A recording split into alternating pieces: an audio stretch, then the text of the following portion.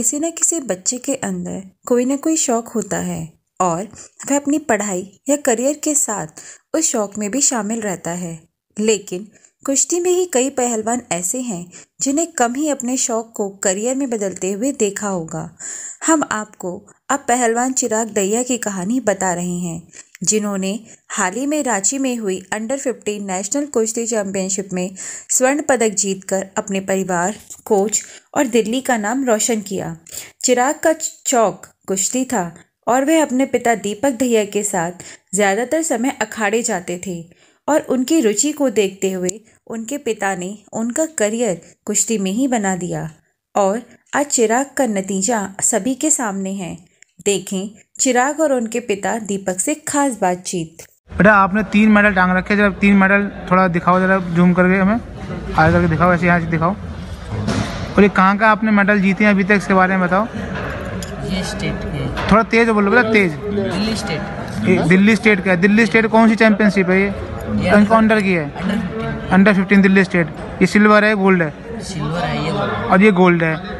ये सिल्वर है और ये गोल्ड है। और वो नीचे जो बड़ा वाला मेडल है नेशनल में इस बच्चे ने गोल्ड जीता है अंडर 15 में। तो आप इससे उम्मीद लगा सकते हैं कि जो अभी अंडर 15 से वाला गोल्ड मेडल ला रहा है, इसको सही दिशा मिले, सही ट्रेनिंग मिले, सही डाइट मिले तो ये आगे भी ये गोल्ड का सिलसिला अपना जारी रख सकता है। चिराग, आपको कुश्ती माना क्यों शुरू किया आपने? कुश्ती क्यों आपको चुनी? शौक था। घर परिवार में भी कोई कुश्ती से जुड़ा हुआ है? मेरा दादा। आपके दादा? वैसे रहने वाले कहाँ के हो आप? नरेले। यहीं दिल्ली से ही, नरेले से ही। आपके दादाजी का नाम क्या है? ब्रह्म प्रकाश।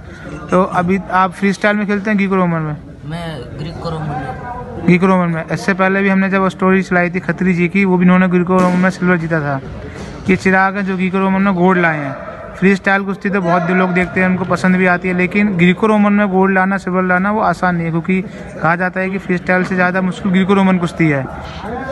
अभी चिराग, आप ये बताओ कि ग्रीको रोमन जब आप खेलते हो तो आपको सबसे अच्छी चीज़ कौन सी लगती है उसमें? या कौन सा दाव आपसे ऐसा लगता है कि मैं ये लगाऊंगा तो मेरा मेडल आ जाएगा उस पर? मेरे डाक है अच्छी। बेटा थोड़ा तेज बोलो सागर। मेरी डाक। अच्छा। और अभी जो आप यहाँ पे जो ट्रेनिंग करते हो, किस हिसाब से ट्रेनिंग करते हो? कौन आपको ट्रेनिंग कराता है? कोच साहब करवाते हैं। कोच साहब का नाम क्या है? वीरेंद्र कोच साहब। तो कितनी उम्र, कौन सी उम्र में आप यहाँ पर आ गए थे? मैं 13 साल। 13 साल में। अभी उम्र क्या है आपकी? मैं 13 साल। कौन सी उम्र में लेकर आए थे आप इनको, दीपक जी, बच्चे को यहाँ पर जब आप लेकर आए थे? 2-3 साल हो गए हैं। 2-3 साल हो गए। वीरेंद्र अकेडमी जब से खुली है तब से वीरेंद्र कोच साहब के पास ये ट्रेनिंग कर रहे हैं और सभी कोचेज काफ़ी मेहनत कर रहे हैं। ये अंडर 15 में दिल्ली स्टेट में ये पहले तो फ्री स्टाइल खेला, बट वहाँ पे चीटिंग वगैरह कर दी तो इसका सिल्वर मेडल आया। तो नेक्स्ट डे फिर ये ग्रीको फाइट किया तो वहाँ से इसका सिलेक्शन नेशनल के लिए हुआ था।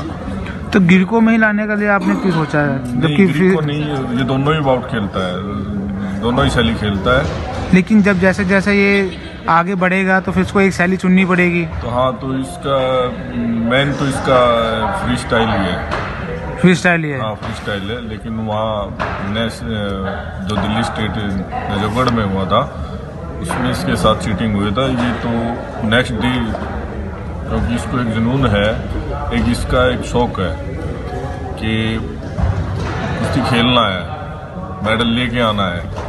तो अपने शौक को ही उसने इस खेल कुश्ती बना लिया है और उम्मीद से ज़्यादा प्रदर्शन किया है इसने। मैच 13 ही साल की उम्र में इसने अंडर 15 में मेडल जीता है नेशनल का।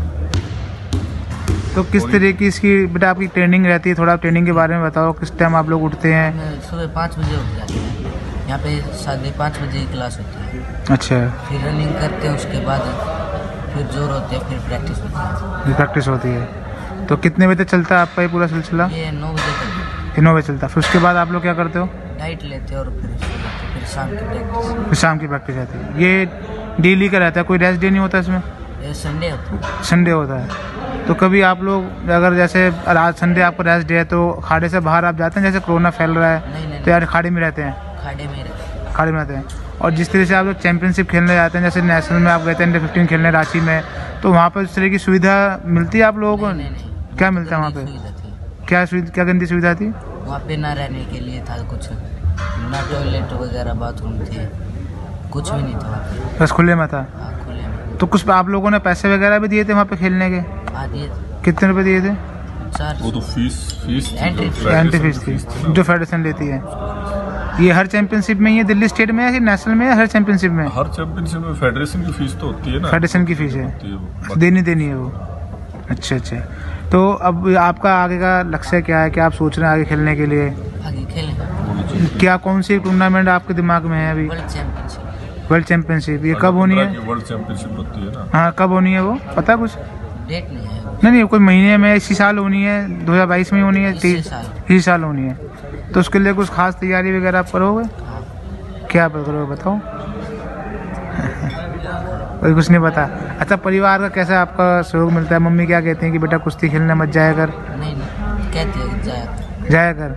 और आस पास के जो तेरे दोस्त ये बैठे हैं जितने, ये कुछ परेशान करते हैं, छेड़ते हैं? नहीं करते हैं। तो तुम्हारा रोल मॉडल कौन है? मेरे पापा ही हैं। आपके पापा ही हैं? तो दीपक जी, आपके एक यही आपका बच्चा कुश्ती में है और भी बच्चे आपके खेल में जुड़े हुए हैं? यही है। एक्चुअली क्या होता है कि शौक बड़ी चीज़ है, और फिर इनको ट्रेन करने वाले कोच साहब हैं, सभी कोच इस पे ज़्यादा ध्यान देते हैं, क्योंकि शुरू से ही एक्टिव रहा है। तो उनकी भी काफ़ी टाइम हो गया। कोच साहब का एक्सपीरियंस बहुत बड़ा है। नहीं, कुश्ती के अलावा और कोई खेल भी थे इसमें भी आप जोड़ सकते हो कि कबड्डी में भी अब तो काफ़ी पैसा मिल रहा है खिलाड़ियों को, और कबड्डी के अलावा और भी खेल हैं जहाँ पे बच्चे जाके अपना करियर बना रहे हैं। तो कुश्ती को ही क्यों चुना, जबकि कुश्ती में तो बहुत कंपटीशन शुरू हो गया है? तो कंपटीशन तो हर गेम में है, लेकिन इंटरेस्ट बच्चे का किस चीज़ में है वो देखना पड़ेगा। इसका इंटरेस्ट ज़्यादा कुश्ती में है, कुश्ती ठीक रहेगा। और दूसरा, हम आते हैं मध्यवर्गीय परिवार में। जी। तो हम इतना, आजकल तो डाइट वगैरह ये बहुत खर्चे बढ़ गए हैं। तो जो हमारे बजट में है तो वो कुश्ती ही गेम है। अभी कितना खर्चा हो जाता है इनकी डाइट के ऊपर महीने का? अभी तो स्टार्टिंग है, 20 तक तो पहुंच ही जाता है। वो ये मदद किसी की होती है? आगे जो बड़ा होता जाएगा तो काफ़ी बजट। तो साई की जो टॉप स्कीम है वो मेरे ख्याल से 18 साल के बाद के बच्चों को उसमें ऐड करते हैं वो लोग, मेरे ख्याल से ओलंपिक के लिए जो मेडल आ रहे हैं। मुझे आइडिया नहीं। और कोई है ऐसा जो हेल्प मिलती है बच्चों को, कोई प्राइवेट एनजीओ? अभी तो घर से चल रहा है। अभी घर से चल रहा है। बस जाग जाओ केजरीवाल सरकार, आप जाग जाओ। ये आप लोगों के लिए है कि जो बच्चे आपकी दिल्ली स्टेट का नाम रोशन कर रहे हैं, खासकर दिल्ली कुश्ती संघ है, दिल्ली सरकार है, इन लोगों को मिलकर एक ऐसा कोई प्रोग्राम, कोई ऐसी स्कीम लानी चाहिए जिससे कि बच्चों को प्रति माह कुछ ना कुछ मदद मिलती रहे, जो एटलीस्ट मेडल लेकर आ रहे हैं। जब इनको मेडल लाएंगे, इनको जब आप लोग पैसा देंगे, इनकी मदद करेंगे, तो इनका हौसला बढ़ेगा, इनकी तरह दूसरे माँ बाप का भी हौसला बढ़ेगा कि हम भी अपने बच्चे को कुश्ती में दूसरे खेलों में लेकर आएंगे।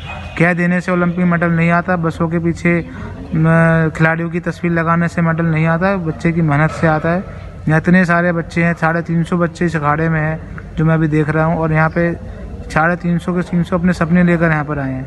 और एक माँ बाप सब मध्यम वर्गीय, लो मध्यम वर्गीय परिवार से आए हुए हैं। तो कोई पैसे वाले या अमीर का बेटा कोई पहलवान नहीं बनता, वो सिर्फ ऑडी में ही घूमता है या क्रिकेटर बनता है। ये सिर्फ देसी लोग हैं, देसी परिवार के लोग हैं जो सिर्फ देश का नाम रोशन करने के लिए ही सब जगह जुड़े हैं। आप दोनों का बहुत बहुत शुक्रिया, आप लोग यहाँ पर मेरे साथ जुड़े, और उम्मीद यही है कि आगे भी आप ऐसी तरह से मेडल लेकर आएंगे, दिल्ली का, देश का, घर वालों का नाम रोशन करेंगे। बहुत बहुत शुक्रिया।